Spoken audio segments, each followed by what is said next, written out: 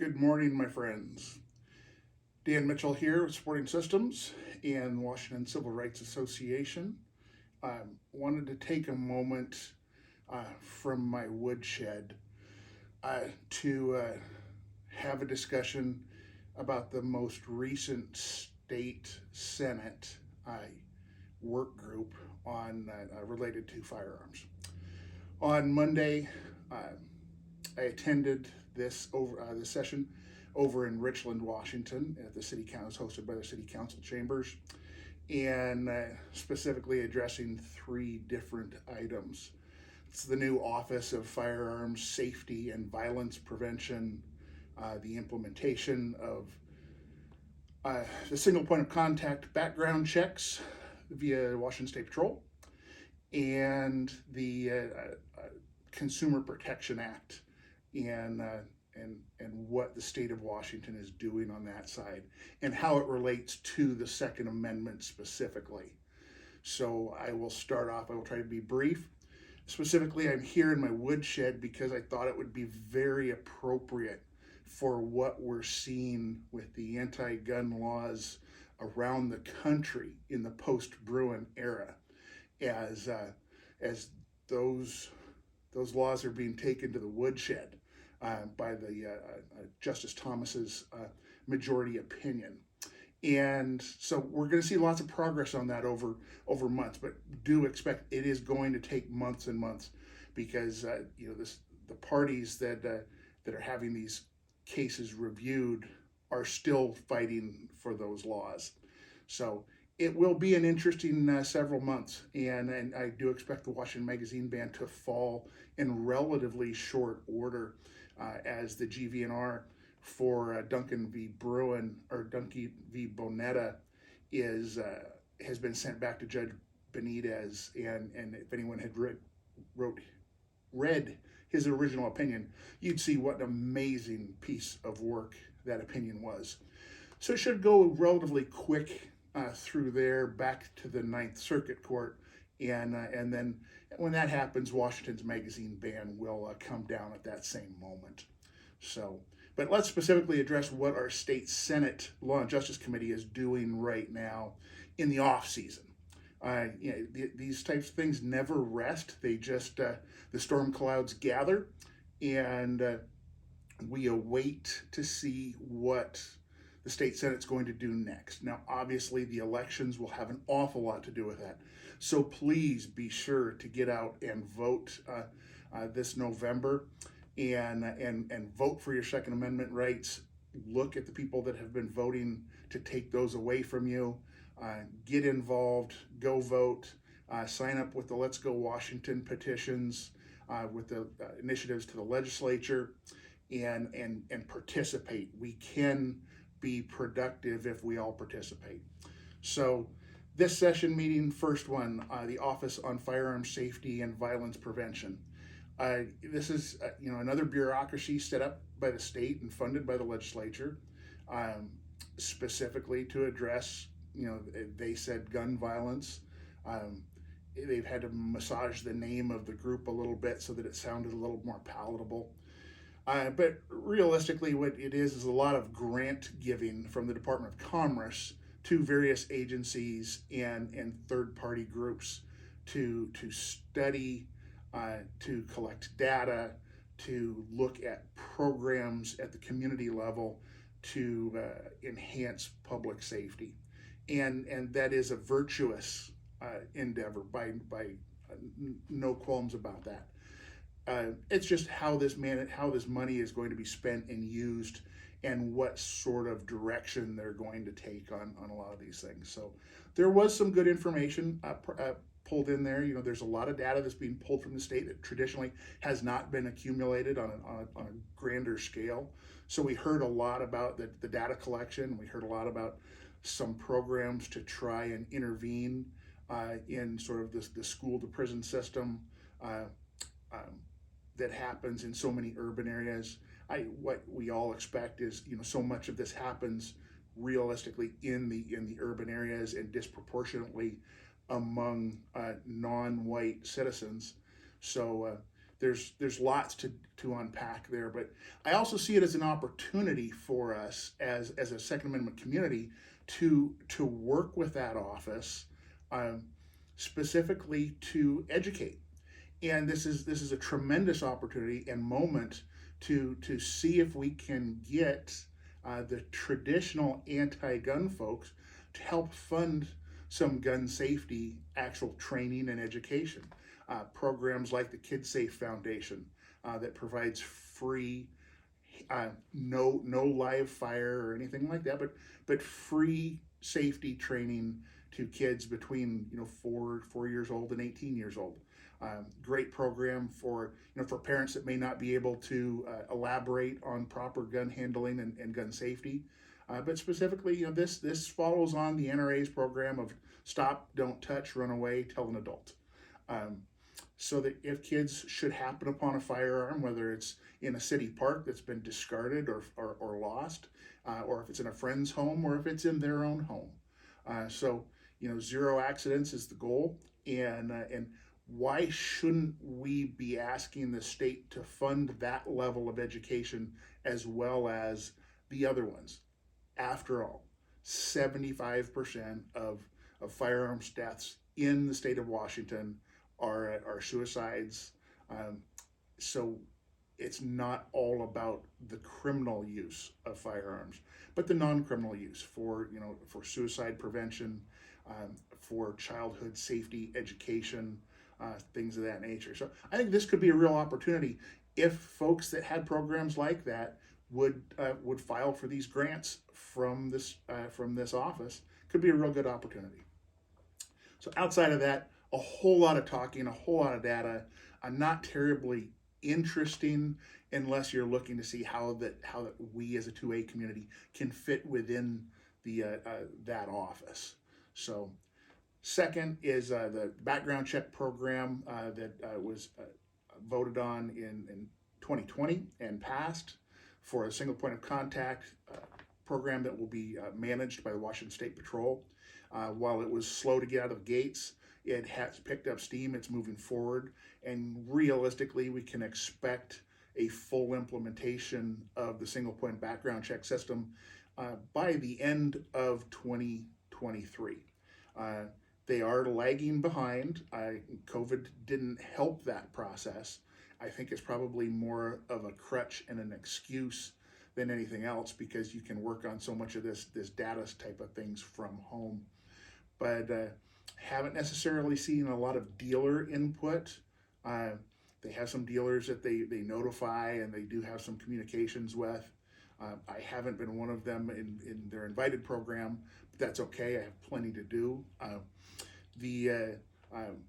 The office seems to have some good, intelligent people in the program. I met the commander of the program on Monday, and we promised to have a follow-up discussion on some of the items that they brought up. But this will be a single point of contact system.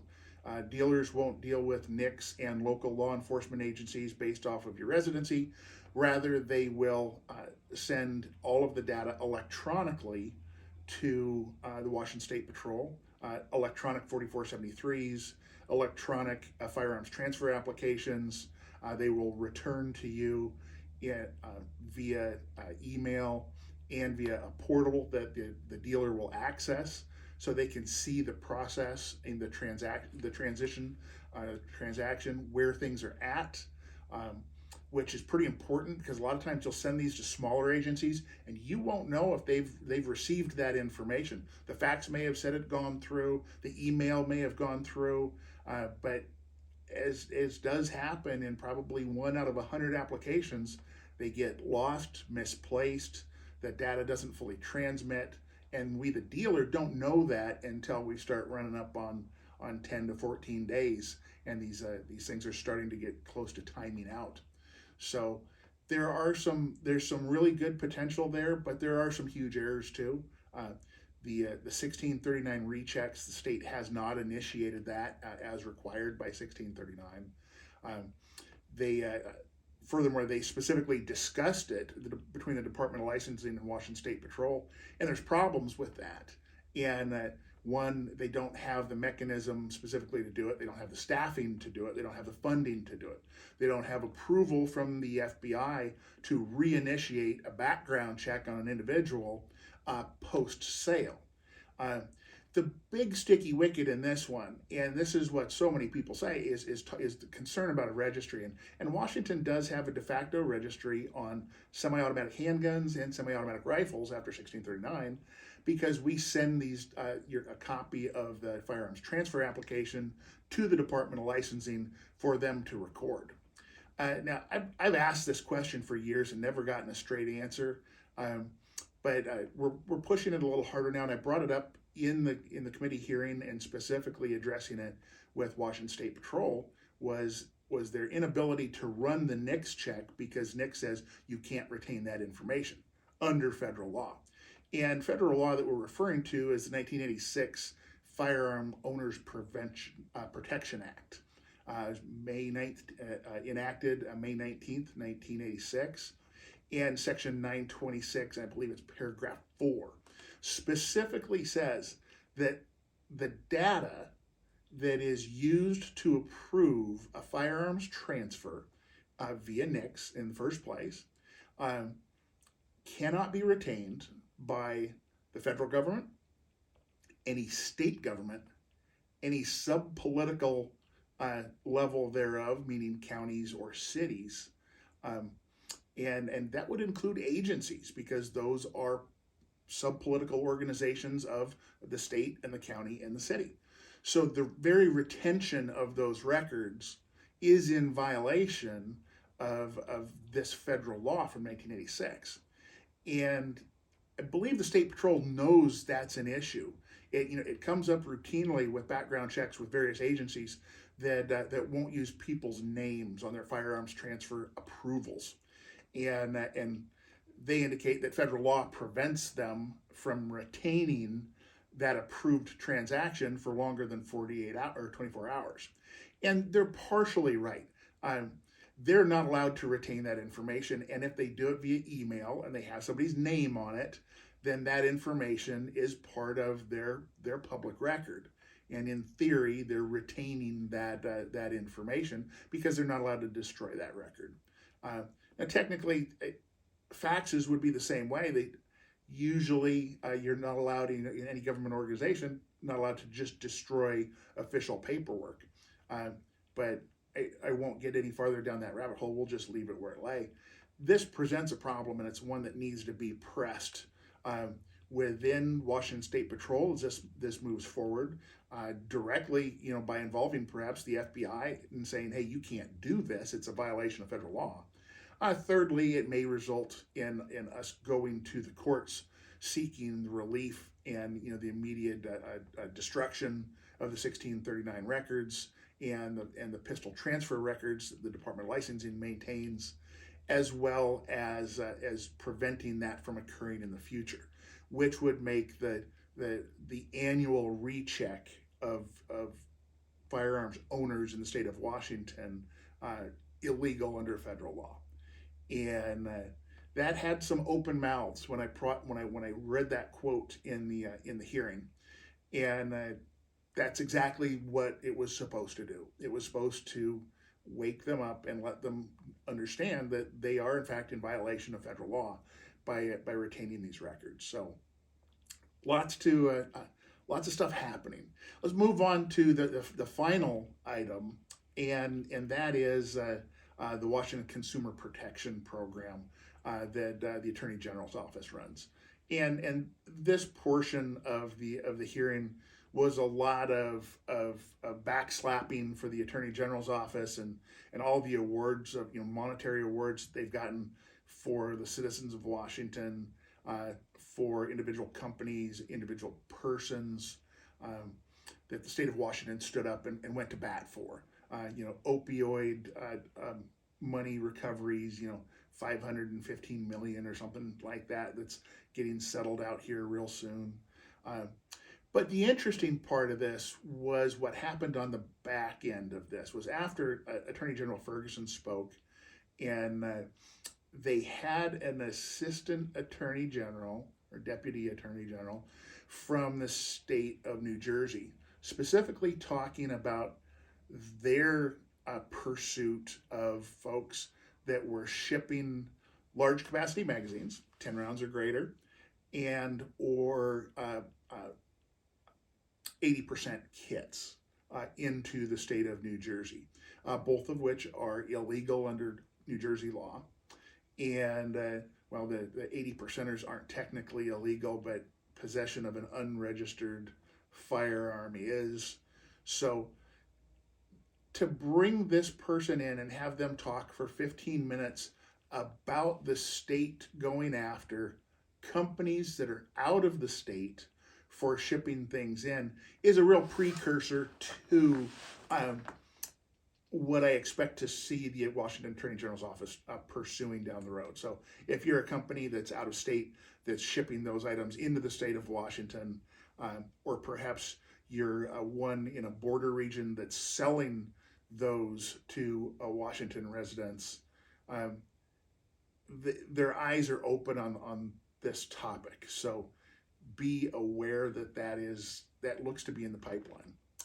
The other real big thing about these sort of meetings is the takeaways that you get from the questions that are asked. And I was asked a few questions, some rather innocuous. Senator Padden asked a good question about the state of the firearms market right now, as well as Senator Cooterer, who asked specifically about firearms that could only be used by the owner of the firearm. And so she asked my opinion on that and where she thought the industry, or we thought the industry was on that. And so I elaborated on microstamping and RFID tags and some of the different mechanisms that are in place and how that builds in another point of failure, whether it's a dead battery, an RFID tag that isn't present because you weren't wearing the bracelet or whatever, or perhaps your spouse needed to access the firearm while the primary owner of that item was away and didn't have the RFID tag on them at that point in time. So from a defensive use standpoint, it's problematic. From a technology standpoint, for microstamping and things like that, it's not readily available, commercially available, practical to do. I'm sure you could create something that did it fairly quick, but you're literally talking in the tunes of hundreds of thousands of dollars. So it's not truly practical, and I don't see that being a real solution to any of these issues, primarily because, again, we're not talking about the lawful gun owners that are the problems here.